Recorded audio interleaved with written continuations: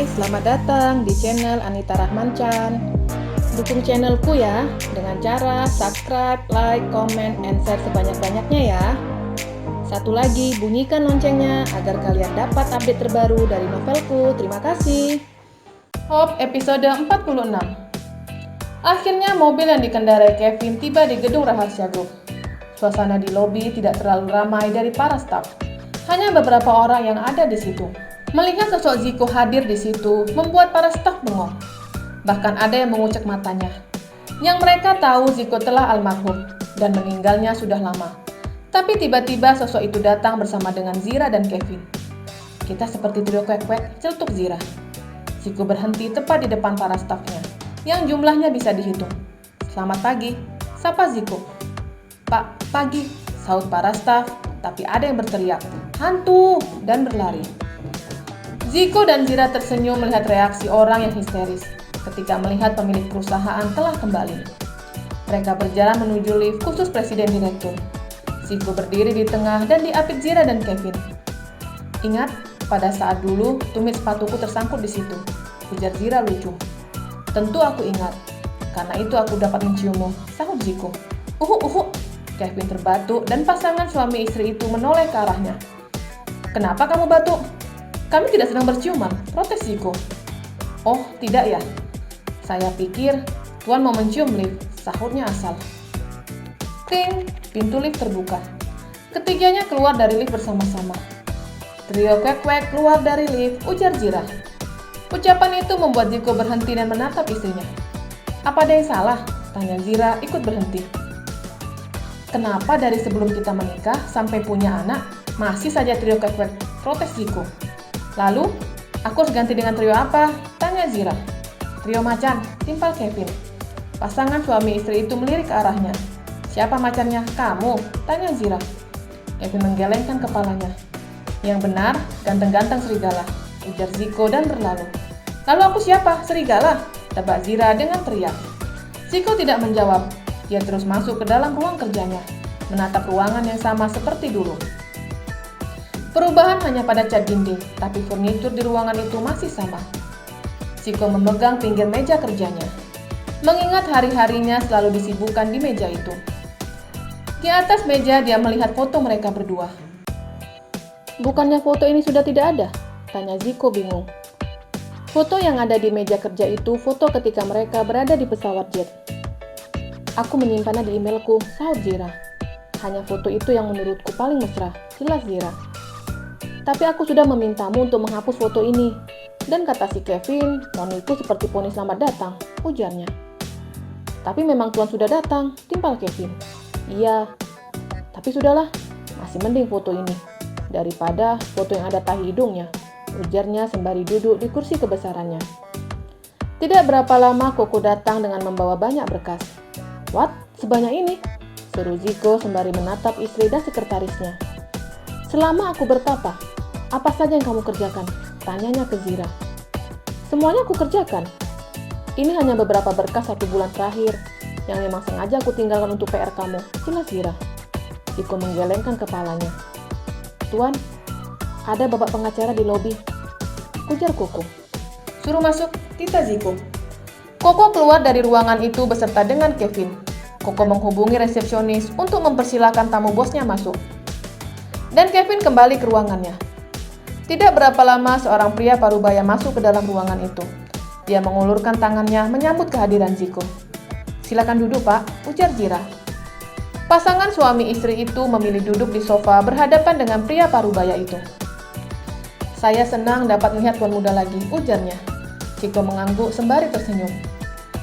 Mengenai kasus ini, saya hanya ingin menyampaikan bahwa yang kita lawan ini sebuah badan, bukan perorangan. Jadi akan sangat sulit melawan pihak rumah sakit tanpa adanya bukti yang kuat, jelasnya. Pak, tunggu. Tidak menyela pembicaraan Pak pengacara. Yang ingin kita tuntut ini kepala rumah sakitnya dan tim medisnya, bukan rumah sakitnya, ujar Zira. Iya benar, tapi mereka masih bekerja di sana. Jadi dengan otomatis lawan kita pihak rumah sakit, jelas Pak pengacara. Zira dan Zico mangut mengerti. Lalu, apa kendala kita memenangkan kasus ini? Tanya Zico. Yang pertama, kita butuh saksi lagi. Tidak mungkin hanya tuan muda saja. Apa selama di rumah sakit ada pasien yang tahu tentang perlakuan para tim medis? Hampir semua pasien diperlakukan tidak baik. Hanya saja yang memperlakukan itu hanya satu perawat, sahut Jiko. Kalau kepala rumah sakit pernah melakukan apa saja? Tanya Pak pengacara lagi sembari mencatat di sebuah buku. Justru yang memerintahkan itu kepala rumah sakit. Apalagi pada saat pria dari negara sebelah datang ke rumah sakit. Aku dipukul bahkan dikurung. Semuanya atas perintah kepala rumah sakit itu, jelasnya. Zira memeluk suaminya. Dia merasa sangat kasihan dengan nasib yang menimpa suaminya. Akan sulit untuk memenangkan kasus ini, ujar Pak pengacara. Ziko berpikir, mencoba mengingat siapa yang bisa menjadi saksi dalam kasus ini. Aku ingat. Ada seorang perawat yang sangat baik. Dia yang membantuku untuk kabur. Namanya kalau aku tidak lupa, Ziko mencoba mengingat nama perawat baik hati itu. Namanya Nita, ya Nita. Alamat rumahnya dan nomor ponselnya ada di buku, sahutnya. Baik, kalau begitu, kami akan menemui perawat itu. Tuan bisa mengirimkan alamat tempat tinggalnya, beserta nomor ponselnya. Baik, tapi saya akan ikut menemuinya, ujar Ziko. Tapi kenapa? Tanya Zira yang enggan untuk berpisah dengan suaminya lagi. Karena dia banyak membantuku, dan karena aku dia dipecat. Aku harus membalas jasanya. Aku ikut, ujar Zira semangat. Baik, kami tunggu kabarnya. Dan kita akan berangkat bersama-sama ke sana, ujar pengacara sembari pamit. Tinggal pasangan suami istri itu berada di dalam ruangan. Apa yang akan kamu berikan kepada perawat itu? Tanya Zira. Aku tidak tahu, tapi jasanya begitu banyak. Yang jelas, aku ingin menyenangkan keluarganya, sahut Ziko. Hari telah siang. Matahari begitu terik menyinari bumi. Beberapa staf menikmati makan siang di luar gedung, tak peduli dengan teriknya matahari yang begitu sangat menyengat. Dan sebagian menikmati makan siang di kantin kantor. Zira dan Ziko enggan untuk makan siang di luar. Karena banyaknya pekerjaan Ziko membuat mereka memilih makan di kantor sama seperti dulu, di mana Kevin membelikan makanan untuk pasangan itu. Mereka makan di dalam ruangan presiden direktur. Suasana ini aku rindukan. Makan bersama sembari menatap beberapa berkas, ujar Ziko. Tuan aneh, sahut Kevin. Apanya yang aneh? Tanyanya balik. Berkas itu jangan dipandangi, tapi diselesaikan. Kalau mau memandang, pandangi wajah istri, protes Kevin. Ya, kamu menang. Semenjak aku bertapa, kamu berguru dengan mulut micin. Wajar aku kalah berdebat denganmu, ujarnya sembari menikmati makan siangnya.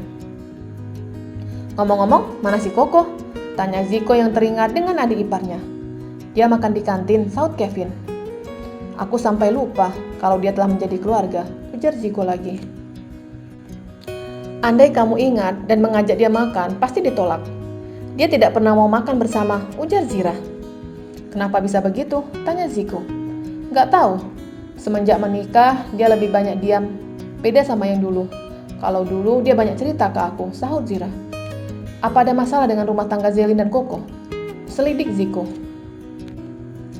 Kenapa kamu mengajukan pertanyaan seperti itu? Tanya Zira balik. Ya, mungkin saja. Karena tadi kamu bilang semenjak menikah. Jadi bisa saja ada masalah dalam rumah tangga mereka. Zira diam dan mencoba mengingat sesuatu. Sepertinya tidak ada masalah. Memang Zelin pernah cerita ke aku kalau mereka pernah bertengkar sampai Koko minum obat sakit kepala dalam dosis tinggi. Bahkan dirawat, cerita Zira. Apa? Ziko kaget. Kapan itu? Dan apa masalah mereka sampai si Koko mau bunuh diri? Tanyanya. Dirawat setelah beberapa hari kamu dirawat di rumah sakit. Kalau masalahnya, aku dan Mama tidak mau bertanya. Tapi mereka sudah saling berbaikan, malah terlihat mesra, sahut Zira. Oh syukurlah kalau begitu, Ziko lega. Sudah berapa tahun mereka menikah? Tanya Ziko lagi. Sepertinya belum ada setahun, timpal Kevin. Oh, kapan setahun pernikahan mereka? Tanya Ziko lagi. Memangnya kenapa? Tanya Zira balik. Aku ingin mengadakan pesta pernikahan untuk mereka. Mengingat aku tidak hadir pada saat pernikahan mereka, maka aku ingin mengadakan pesta besar untuk mereka, sahutnya. Zira tersenyum. Dia mengerti perasaan Ziko saat tidak bisa menghadiri pesta pernikahan adiknya. Itu sebagai bentuk rasa sayangnya ke Zelin. Mereka telah selesai makan siang. Sore ini aku ingin melihat makam papa, ujarnya. Baik tuan, sahut Kevin dan berlalu. Sore hari, semua staf meninggalkan gedung itu. Begitupun para petinggi ikut meninggalkan gedung. Melihat sosok Ziko berdiri di depan pintu lobi membuat para staf bengong. Melihat tatapan mengarah kepadanya membuat Ziko ingin mengatakan sesuatu ke stafnya. "Apa kalian tidak pernah melihat manusia bangkit dari kubur?" teriak Ziko. Mendengar itu semua, staf yang memperhatikannya langsung menganggukkan kepala dan berlalu. Ziko tersenyum sembari masuk ke mobil. Kevin melajukan mobil menuju pemakaman keluarga. "Macet lagi," gerutu Ziko. "Nikmatilah, karena ini telah menjadi ciri khas kota ini," sahut Zira. Setelah terjebak macet kurang lebih setengah jam, akhirnya mobil dapat melaju tanpa ada kemacetan lagi. Karena jalan yang mereka tempuh tidak berada di kota. Makam berada di dekat perkampungan. Mobil berhenti di sebuah pemakaman. Pemakaman keluarga Raharsha berada di ujung. Mereka harus melewati pemakaman umum untuk sampai di sana. "Itu makam Papa," ujar Zira sembari menunjuk ke arah batu nisan. Ziko duduk di kursi yang telah disiapkan pengelola makam. Sebelumnya Kevin telah menghubungi pihak makam untuk menyiapkan bunga dan kursi. Dia memanjatkan doa untuk papanya, tanpa disadarinya air matanya menetes, mengingat sosok pria yang paling bersahaja dalam hidupnya. "Hanya doa yang bisa aku panjatkan untuk Papa. Semoga Papa tenang di alam sana, mendapatkan tempat terbaik di sisinya," ujar Ziko sembari mengelus pusara makam papanya. Dia melirik satu pusara yang ada di sebelah pusara papanya. "Ziko," bacanya sembari membulatkan matanya. "Aku kan belum meninggal," protesnya. Bersambung.